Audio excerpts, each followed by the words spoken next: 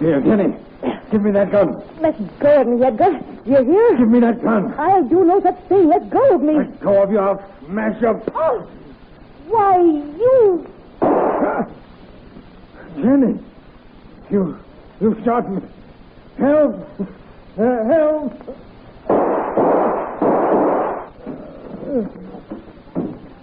Jenny. You've killed me.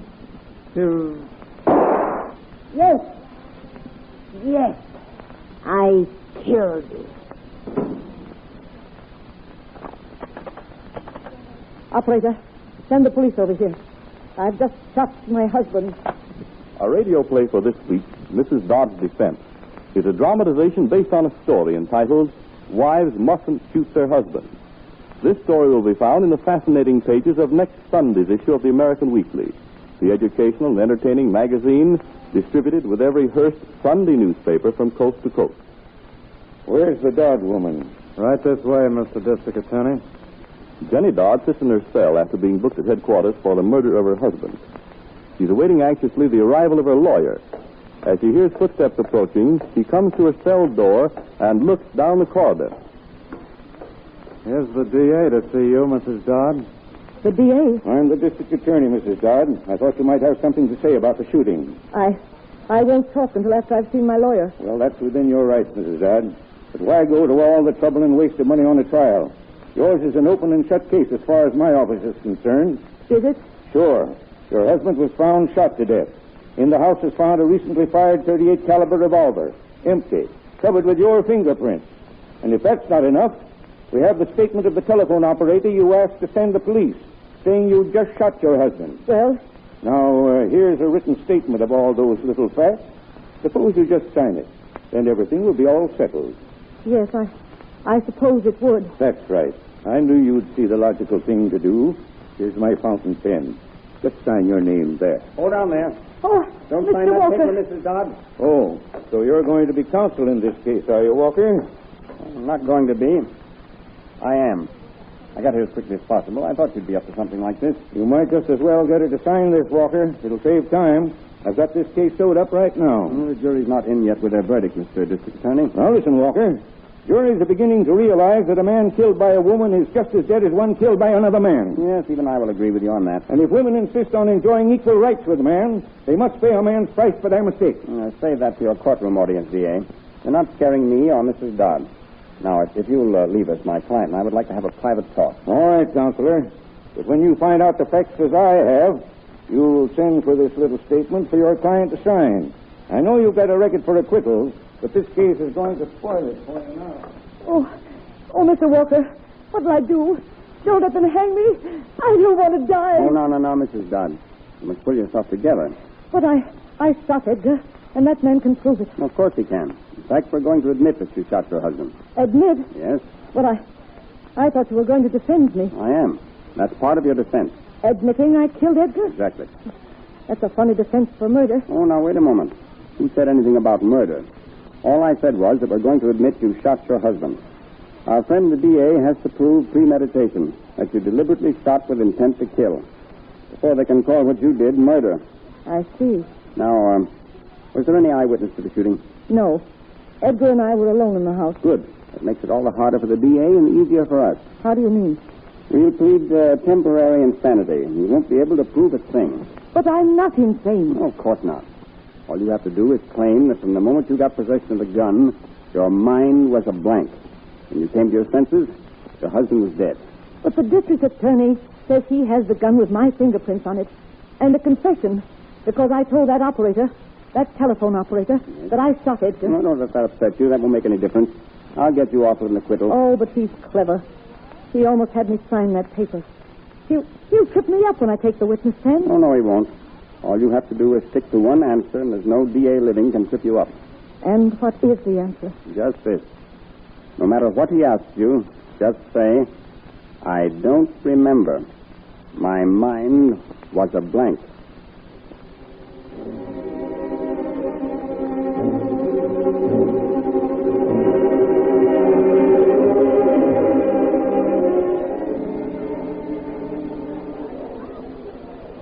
Now, gentlemen of the jury, Jenny Dodd waited for the first opportunity to assassinate her husband in cold blood. Hearing him talking on the telephone, she pretended she had caught him in conversation with a rival and advanced on him with a loaded 38 caliber revolver. Oh, you double-crossing, two-timing cheat. Jenny, stop, for heaven's sake. Don't point that gun at me. I've stood all I'm going to from you. Listen, put that gun down, Jenny. I can explain everything. You've done all the explaining you're going to do. This is the end. You've got to listen, Jenny. You've got it all wrong. Now, please put that gun down and listen to me. You've got it all wrong. I've got it all wrong ever since I married you. But this is going to make everything all right. You shot me. Yes, and I'm not through shooting. Help. Help. Don't fall on that foot. Come back here. Operator, send the police over here. I've just shot my husband. And Jenny Dodd was free from her husband at last. I object. Your Honor, the prosecutor has no evidence to corroborate the recital of the shooting. I ask that the jury be instructed to disregard the colorful fiction of the prosecutor. Objection sustained. The jury will disregard what has just been dramatized. The district attorney will please confine himself to evidence at hand. Very well, Your Honor. Gentlemen of the jury, counsel for the defendant thinks that by having my reconstruction of the shooting stricken from the record, he has saved his clients from being held responsible for this crime. But the state has introduced evidence which cannot be stricken out of the record, and which links his client irrevocably to the crime. The testimony of the medical examiner as to his findings at the autopsy, the testimony of the gun expert... I object, Your Honor. There's no proper time for summation on the part of the state. Objection sustained. The state rests. Order in the court. Keep your chin up, Mrs. Dodd. I'll try. Here's where we take the wind out of the DA's sails. The defense may proceed. May it please the court, gentlemen of the jury, my distinguished opponent, the prosecutor, says Jenny Dodd shot her husband. We admit she did, gentlemen. The prosecutor's recital of the shooting of Edgar Dodd was pure fiction because he has no eyewitness to the death of Edgar Dodd. Without that eyewitness, the state's case is made of paper. Gentlemen of the jury, I will now present the only living eyewitness to the tragedy, who will tell you what actually occurred. Mrs. Jenny Dodd, please take the stand.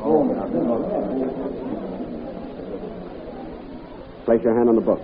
Do you solemnly swear that the evidence you shall give in this case is the truth, the whole truth, and nothing but the truth, so help you? I do. What is your full name? Jenny Baker Dodd, Address? 168 Evergreen Street. Be seated. Now, Mrs. Dodd, you will please tell the court and the jury, in your own words, the story of the shooting of your husband. Yes, sir. For some time, I had suspected my husband of being unfaithful to me, but I had never been able to get any proof. On the morning of the tragedy, I'd been out to do my marketing. As I entered the house, I heard my husband on the telephone, evidently talking to some woman. I wanted to catch the conversation and, if possible, learn her name. So I quietly approached the telephone stand. Edgar happened to look up into the mirror and saw me standing behind him. What happened then? He slammed down the receiver, pulled a revolver from his pocket, and aimed it at me. Did he say anything to you? Yes. He said, "So you'll spy on me, will you? I'll fix you." Then what happened? I grabbed the gun, and there was a scuffle. He struck me. My mind went blank. When I came to my senses, Edgar was lying at my feet in the front hall. What did you do when you saw him lying there? I saw he was dead. And then I called the operator for the police. Thank you, Mr. Dodd. All right, Mr. Prosecutor, you're a witness. No, Mrs. Dodd, you're quite sure you didn't sneak up behind your husband with a gun in your hand? Yes. Your husband drew the gun and threatened you? Yes. How many times did you shoot the gun when he finally got it in your possession? I don't remember. My mind was a blank. When he got shot, was your husband facing you or did he have his back to you? I don't remember. My mind was a blank. There were 2 bullet holes in his back. How did you receive them? I don't remember. My mind was a blank. And all you do remember is struggling for the gun. Yes. Now, Mrs. Dodd, didn't you follow your husband to the front steps and shooting all the time as you advanced? I object. Objection overruled. Witness will answer the question. No, it's not true. It's not true. I never went out of the house. But how do you know? Your mind was a blank. Well, when I came to my senses, I was standing in the hall with a gun in my hand. Edgar was lying at my feet. Now, Mrs. Dodd, let me get this straight. Your husband threatened you with a gun. You struggled with him. The gun exploded, and your mind went blank, and the next thing you remember, you were standing over his dead body in the hall. Yes. That's all. I'm finished with the witness. You may step down from the stand, Mrs. Dodd. Thank you. Your Honor, the defense rests. Your Honor, one of my assistants has just entered the courtroom with a witness that we have been searching for since this case began. I ask permission to examine him at this time. You may proceed, Mr. Prosecutor. Ollie Brown, please take the stand. Did you ever see that man before, Mrs. Dodd? No, I never saw him in my life. Do you solemnly swear that the evidence you shall give in this case is the truth, the whole truth, and nothing but the truth, so help you? I does. What is your full name? Ollie Abraham Lincoln, George Washington, William McKinley Brown. Be seated. Mr. Brown, where were you on the day that Mr. Edgar Dodd was murdered? Well, sir, I was helping to build a house across the street from 168 Evergreen Street. Tell the court and the jury what happened while you were at work. Yes, sir. You see, I was working away when suddenly I felt something sting me in the leg. Well, I thought it was a bee. When I reached down to squash it, I saw a bullet lying at my feet. It had bust right through a 2x4 plank and stung me. My rabbit foot sure was good to me. Did you discover where the bullet came from? Yes, sir. Where? From 168 Evergreen Street, sir. How could you be sure? Well, I see the man collapse on the steps, and the woman, that lady over there, she was bending over him with a gun in her hand. Then she kicked him a couple of times and dragged him in the house and shut the door. Then what happened? Oh, then what happened, sir? I don't know, because I didn't stay around. I grabbed my lunch pail and I left in a hurry. I didn't want to overwork that rabbit foot. Thank you, Mr. Brown. The witness is at the disposal of the defense. No question. You may step down, Mr. Brown. Well, Jenny, there goes our defense. What's going to happen to me now? Oh, you'll probably get the rest of your life to think about your mistake. My mistake? You mean my shooting Edgar? No, there seems to have been no mistake about that. But you forgot to remember the first rule of the game. Always look before you shoot.